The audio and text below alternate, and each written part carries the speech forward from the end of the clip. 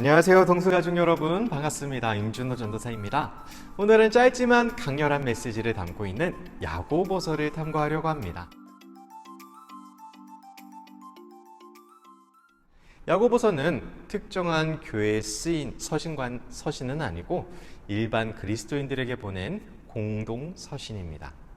야고보서는 그리스도인의 삶에 관해 아주 실제적인 부분들을 콕콕 집어주는 서신이라고 할 수 있어요. 이 서신을 기록한 목적은 환난과 시험에 처해 있던 수신자들이 시험을 통해 잘 연단되고 인내해야 할 것을 가르치기 위함이었습니다. 또한 믿음으로 구원받는다는 교리가 너무 강조가 돼서 실제 생활을 등한시하는 그런 모습들이 공동체 안에서 나왔는데, 그들에게 행함이 없는 믿음은 죽은 것이다 라는 것을 교훈하기 위해 이 서신을 기록했다라고 볼 수 있어요. 다음으로는 저자와 기록 연대를 살펴보려고 합니다. 저자에 대해서도 굉장히 의견이 다양합니다. 성경에는 다양한 야고보들이 등장하는데요. 학자들은 야고보서의 저자가 예수님의 형제이고 또 예루살렘 교회 수장이었던 야고보였을 것이다 라고 말하고 있어요. 이 야고보는 예수님의 공생애 때는 믿지 못했지만 부활 사건 이후에 예루살렘 교회의 구성원이 됩니다. 그리고 헤롯 아그리빠의 박해가 시작이 되면서 사도 베드로가 선교를 떠나게 되는데, 그 이후에 예루살렘 교회의 수장이 되는 인물이 바로 예수님의 형제 야고보입니다. 당시 예루살렘 교회는 팔레스타인 곳곳에 흩어져 있는 그리스도인들에게 가장 큰 영향을 주고 있었고, 또 야고보서의 수신자들이 유대 그리스도인인 것을 우리가 안다면 이 모든 정황을 가장 잘 알고 있는 예수님의 형제인 야고보가 저자일 가능성이 높다라는 것을 추측할 수 있죠. 또 초대교회 저작인 유세비우스의 교회사에서도 예수님의 형제인 야고보가 저자이다라고 밝히고 있기 때문에 그 신빙성을 더해주고 있습니다. 다음으로는 저작 연대에 관해 말씀드리려고 합니다. 저작 연대에 대해서도 의견이 다양한데요.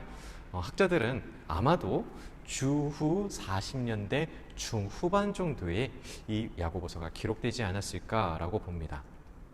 우리가 잘 아는 바울 서신은 주후 50년에서 60년 사이에 쓰였는데요.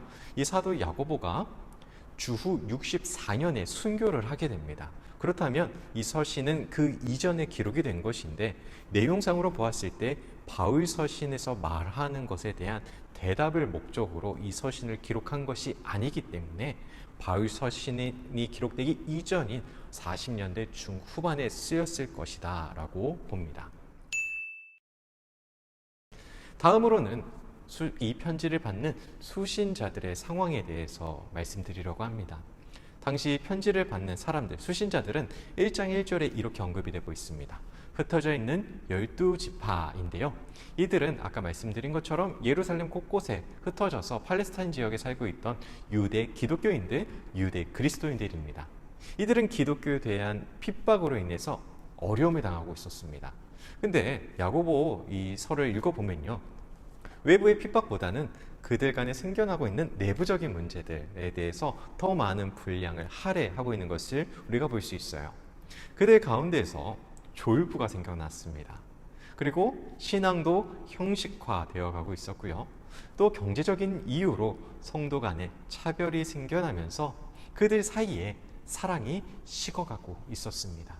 또한 서로를 향한 독설과 사랑의 교제를 상실하면서 형성되지 얼마 되지 않은 이 기독교 공동체가 무너질 위기에 처하게 됩니다. 야고보는 이런 모습들을 책망하면서 교회가 회복해야 할 본래의 성숙한 모습들을 강조합니다. 야고보서는 아무리 거룩한 교회라고 할지라도 얼마든지 세속화될 수 있다라는 것을 오늘 우리에게 경고해주고 있는 거예요. 다음으로는 야고보서의 특징을 살펴볼 텐데요. 먼저 야고보서의 첫 번째 특징은 짧은 권면들, 그리고 격언, 금언으로 가득 차 있다라는 거예요. 야고보서 전체 구절이 108구절인데요.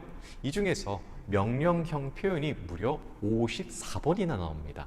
이 구절들에는 어떻게 살아가야 할지에 대한 내용들이 담겨 있습니다. 그래서 학자들은 이 야고보서를 신약의 잠언이다 라고까지 말합니다. 내용과 형식 면에서도 야고보서와 잠언은 유사한 점이 많기 때문에 그래요. 두 번째 특징은요, 주 예수 그리스도라는 말이 두 번밖에 나오지 않고요, 십자가, 부활, 성령에 대한 언급이 전혀 나오지 않는다는 것입니다. 대신 주로 욕심, 욕망, 시험, 지혜, 인내 등의 주제를 다루고 있습니다. 야고보서는 믿음의 교리를 강조하다기보다는 그리스도인의 행함을 격려하기 위해 쓰여진 책이기 때문에 이러한 주제를 가지고 있는 것이죠. 세 번째 특징은 야고보서의 문체가 생동적이고 대체로 짧고 그리고 간결하고 직설적인 표현들로 가득하다라는 것입니다. 특별히 자연으로부터 유추한 그 상징들을 많이 사용하는 것에서 우리가 이것을 찾아볼 수 있습니다.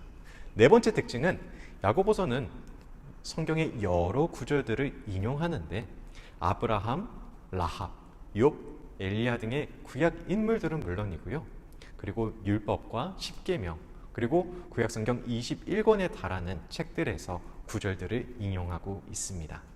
다섯 번째, 마지막 특징인데요, 야고보서에는 세례 요한의 가르침과 비슷한 내용들이 굉장히 많습니다.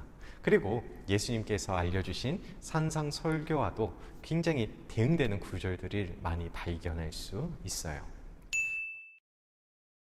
다음으로 야고보서와 바울 서신 간의 관계를 살펴보겠습니다. 사도 바울은 의롭다 하심을 얻는 것은 율법의 행위에 있지 않고 믿음으로 된다라고 주장했고요, 야고보는 행함으로 의롭다 함을 받고 믿음으로만 아니니라 라고 주장하고 있습니다. 이 두 가지 주장만 우리가 따로 떼어서 본다면 서로 대치하고 있는 것처럼 보입니다. 이를 제대로 이해하기 위해서는 문맥을 정확히 이해할 필요가 있습니다. 무엇보다 두 사도는 서로 다른 문제에 직면하고 있었습니다. 사도 바울은 구원을 얻으려면 율법을 지켜야만 한다라는 유대교의 주장을 향해 오직 믿음, 이것을 주장하고 있는 반면 야고보는 구원받은 자들이 지나치게 실천이나 행함을 무시해서 믿음을 단지 교리로만 인정하는 정도로 생각하고, 또 구원받았지만 삶과 행위가 불신자들보다도 못한 모습으로 전락해가는 그 자들을 향해 말하고 있는 것입니다.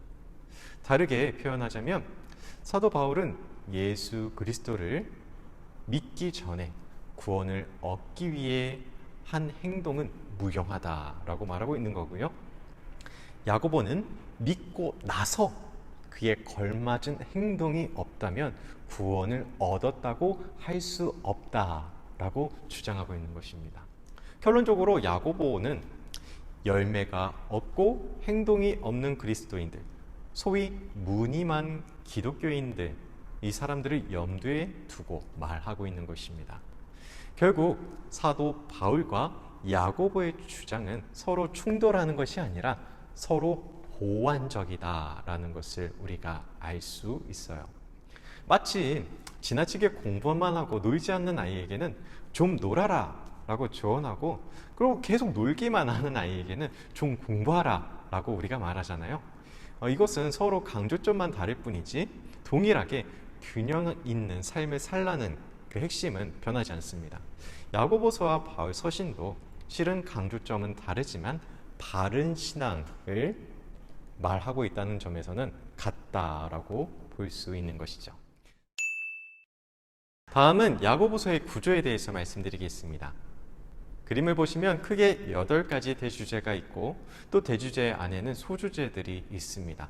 서론부터 해서 다양한 권면들을 언급하고 있고요, 그리고 마지막 권면으로 마무리하고 있습니다. 자세한 내용은 우리가 매일 진행되는 말씀 묵상, 새벽 예배를 통해서 살펴보시는 게 더욱 유익할 것 같습니다. 짧지만 강렬한 이 야고보서의 말씀을 통해서 우리의 신앙이 성숙해지고 또 연단되기를 기도합니다. 오늘 말씀 탐구 생활 여기서 마치도록 하겠습니다. 우리 함께 기도하고 마치도록 하겠습니다. 하나님 감사합니다. 오늘 우리에게 야고보서의 말씀을 통해 우리의 삶을 교정해 주시고 또 하나님을 향해 더욱더 성숙된 믿음으로 나아가게 하시니 감사합니다. 하나님, 우리에게 주실 말씀을 기대하며 또 이 말씀을 우리의 마음에 온전히 받아 우리의 삶이 거룩해지고 우리의 일상이 하나님이 기뻐하시는 뜻으로 거룩하게 세워질 수 있도록 성령님께서 역사하여 주시옵소서. 우리와 함께 하시는 예수님의 이름으로 기도드립니다. 아멘. 다음 시간에 뵙도록 하겠습니다. 시청해 주셔서 감사합니다.